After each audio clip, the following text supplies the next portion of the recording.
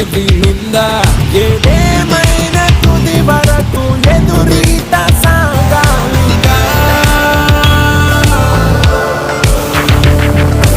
అడుగడుగు అలజడిగాన్ని జీవితమే నీ శత్రువు కాగా బెదిరించే ఆపదనే ఎదిరించే గుణమేగా పంజా.